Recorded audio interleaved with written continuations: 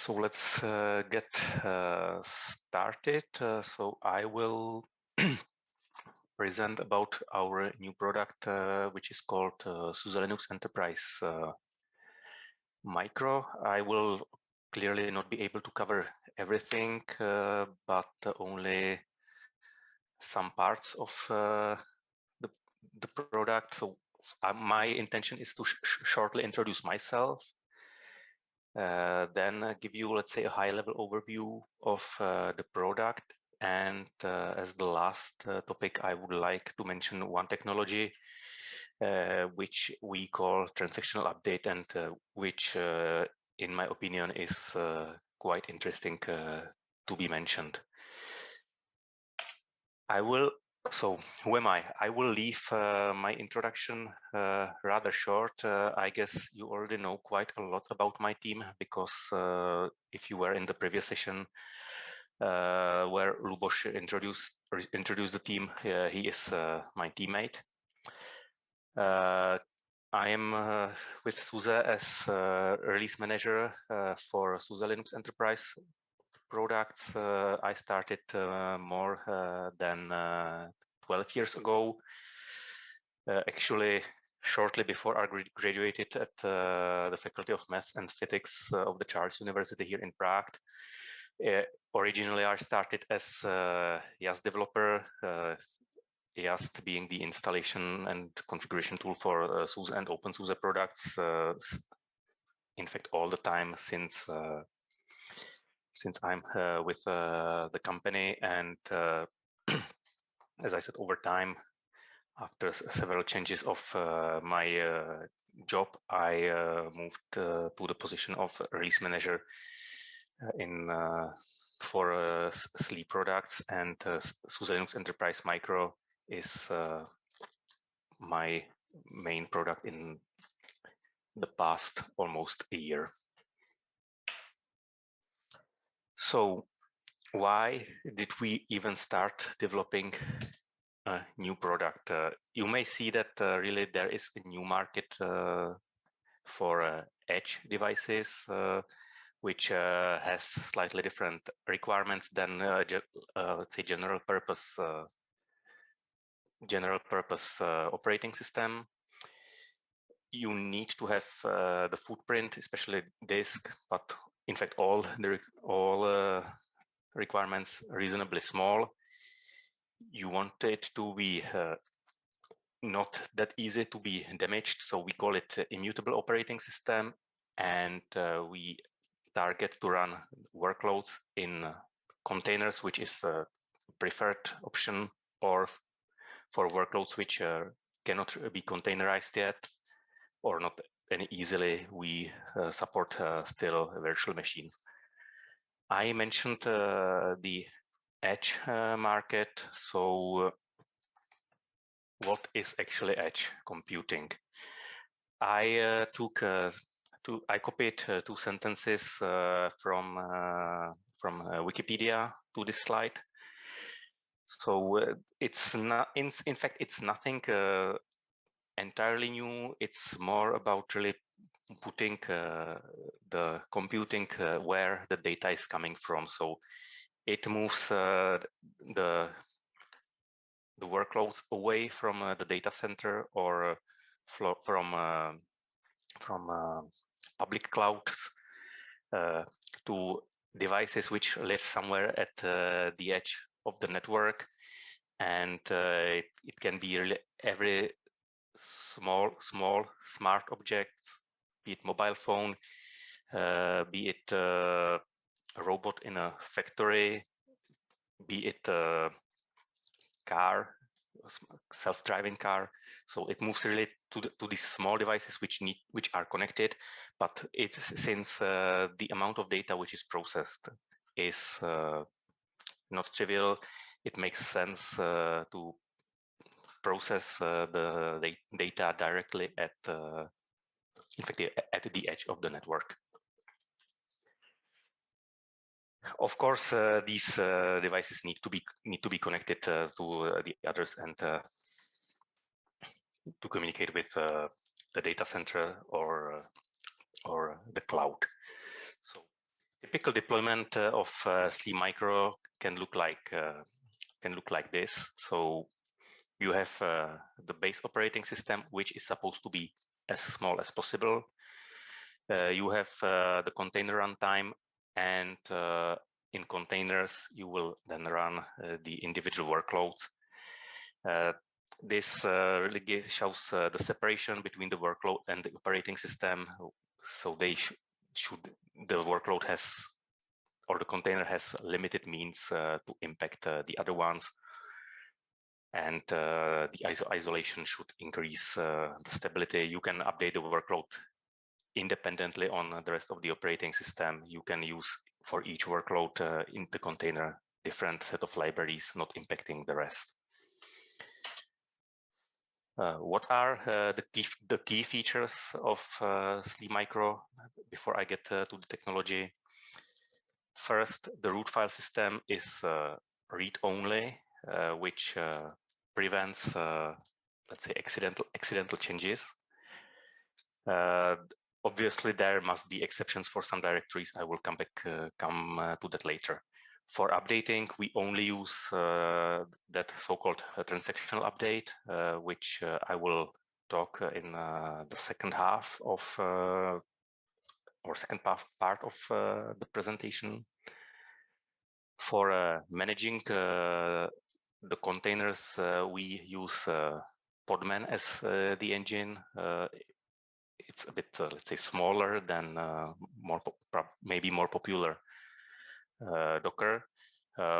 Obviously, as I mentioned before, you can use virtual machines where containerization is not possible. So in this case, it's possible to use virtual machines running in KVM.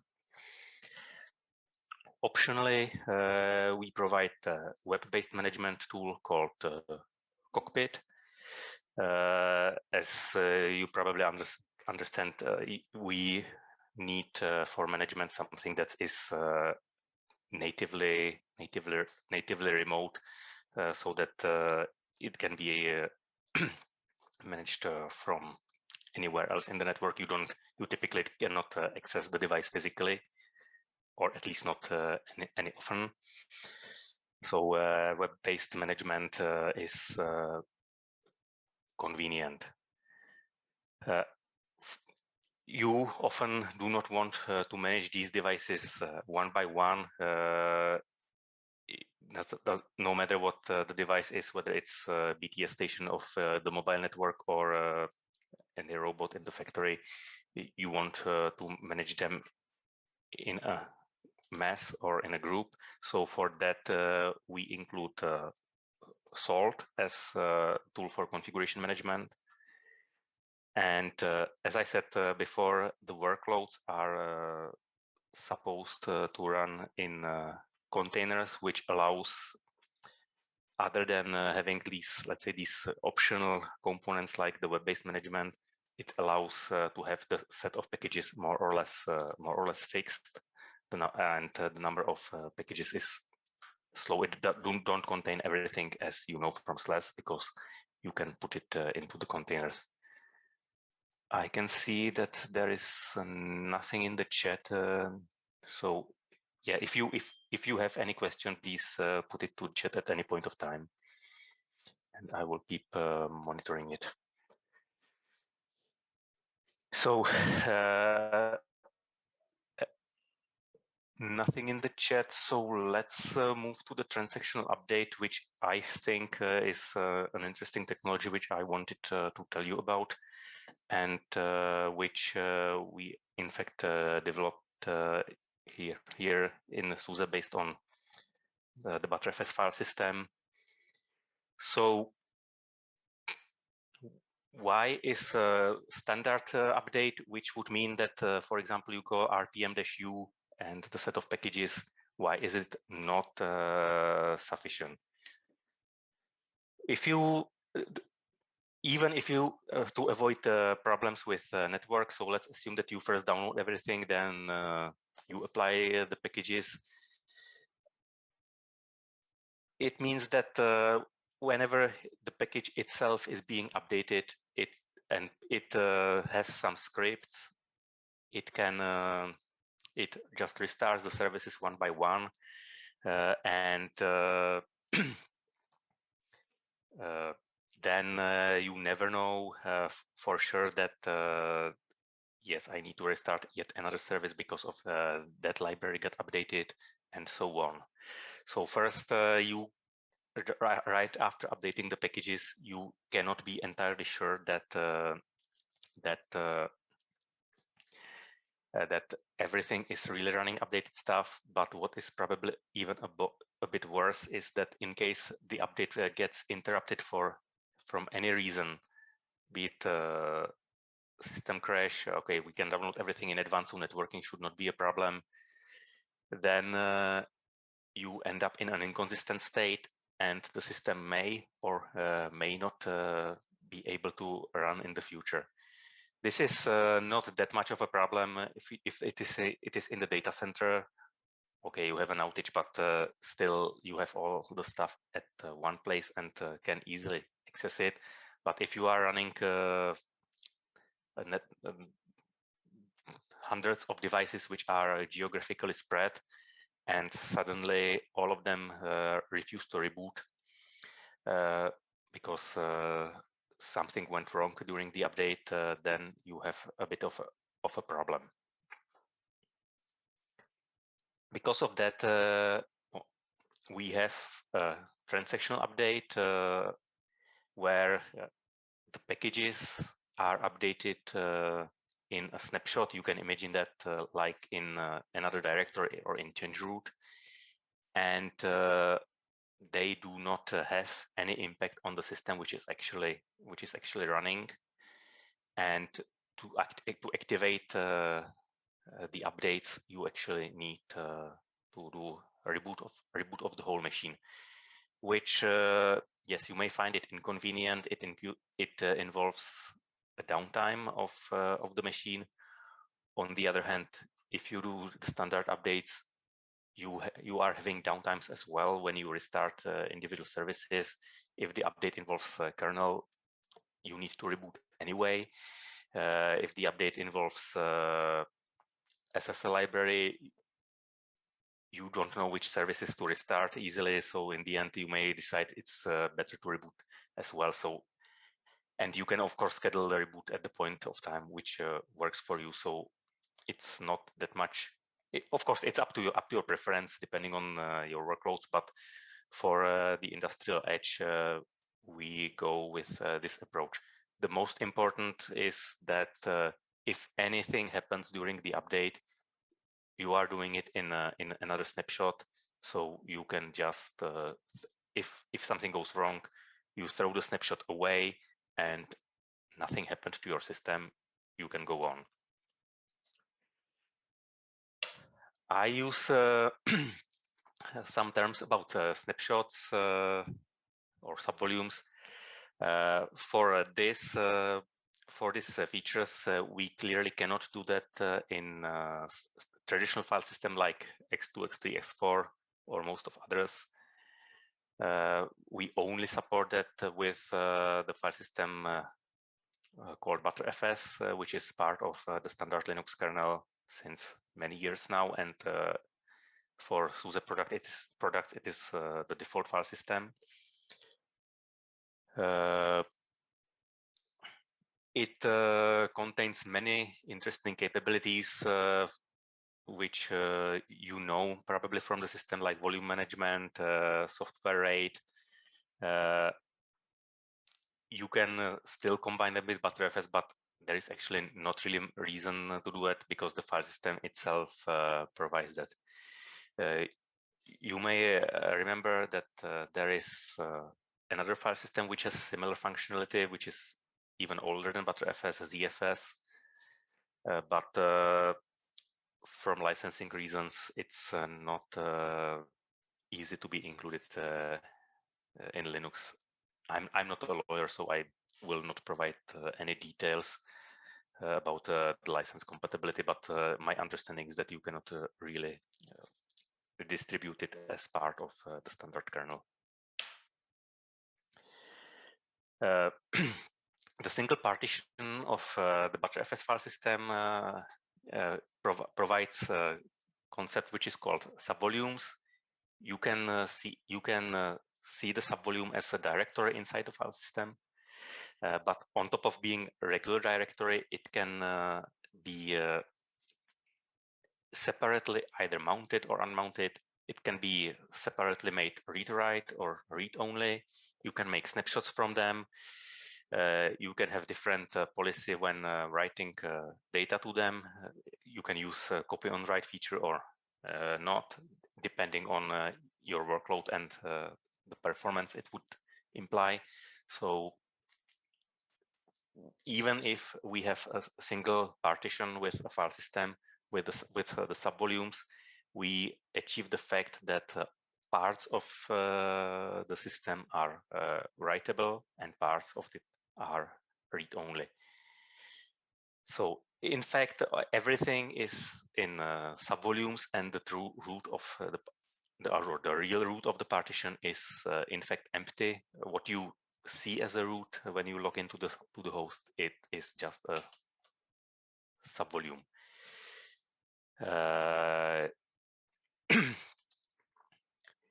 Here you can see, as I said, that you need some of the partitions to be, or some of the directories to be read-write. You have listed them here. The interesting parts are probably related to booting. I think it's obvious that you can only have one bootloader or one. I mean, the firmware can only read the boot files from a single place. So this, I admit, is a bit of limitation in case of let's say crash in the middle of update. But all the rest in the snapshot is separated in the read-only subvolume. The other ones here are effectively only for data. No RPM package should anytime write anything to any of the directories here. Those, as I said, those are for data, and the files coming with the packages are actually written to the snapshot, and is then read only. I will later show how the update works, but I think I need to speed up a bit. So DC directory is a bit special. The reason is that first you manually need to write configuration there, and second, in case of package updates, you need sometimes to update the configuration files as well.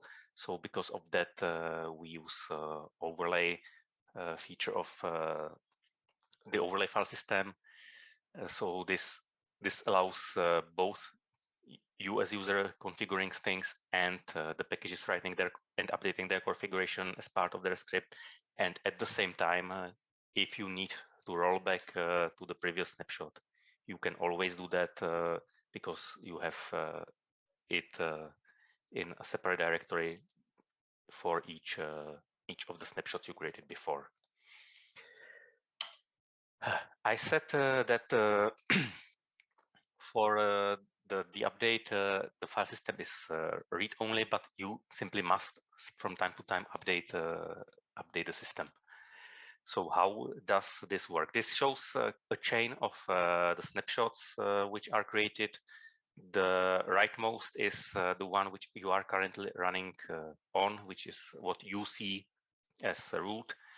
The other ones, more in the blue boxes, are those which were created before. So the first thing when you want to update your snapshot and apply patches is that you create a clone of that snapshot. The clone is the same as the current root, read only. So the first thing you need to do in order to do something about it, to change the snapshot to be actually writable. So now you have a writable writable directory. You can see it as you can see it as a directory which contains exactly the same as your root, but it is writable. And what you can do is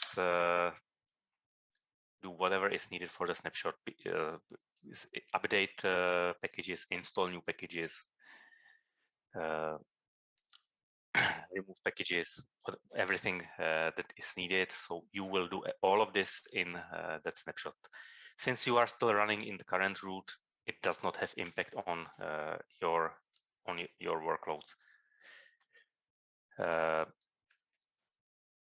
Next step after you are done is that you switch that snapshot to read only, so that it cannot be altered in the future. And last step, you activate it as a new root, which will be used after you reboot your machine. Until now, nothing changed in terms of what is running. You are still running everything as before, and you only have a new snapshot prepared for the boot. So once you reboot, the new root will become the current root, and from this point of time, you are running the new system. If you now find out that something is wrong, you always have the option to move back to the previous snapshot.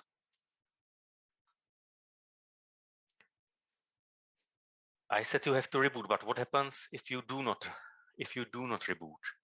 In fact, nothing prevents you to create yet another snapshot and yet another snapshot with the changes, and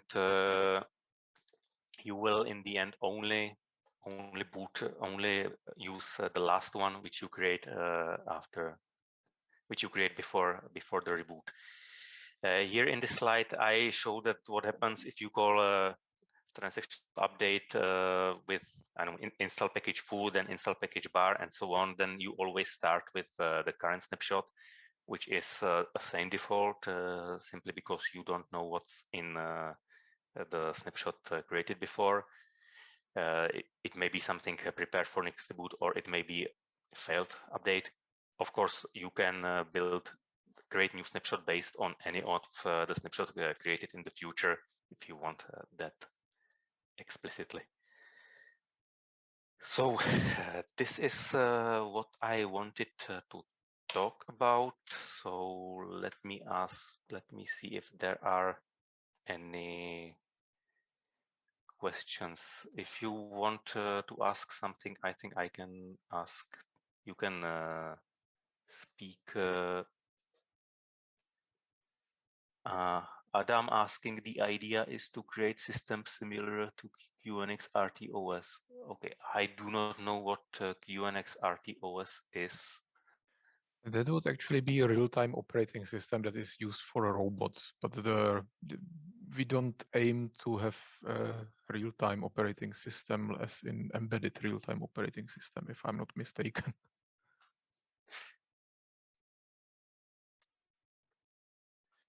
Well, we for SLE Micro, we provide the real-time kernel optionally, so this option is there. But again, it's up to what you need for your particular workloads.